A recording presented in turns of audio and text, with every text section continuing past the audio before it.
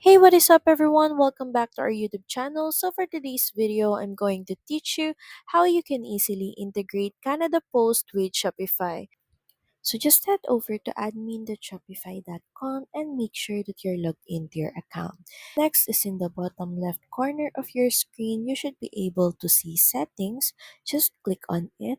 And in the settings page, just click on shipping and delivery. So just scroll down until you see the carrier account section, then just click on connect carrier account. Just choose Canada Post as carrier. Next is connect your Canada Post account with Plugin Hive by clicking on connect.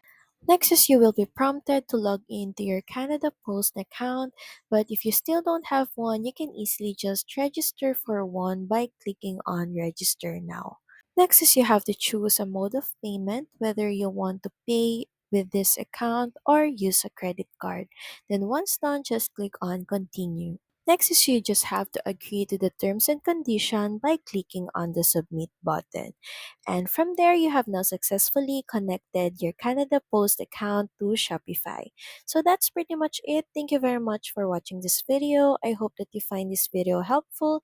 And if you do, please don't forget to like, share, and subscribe to the channel. And I will see you again on the next one. Bye!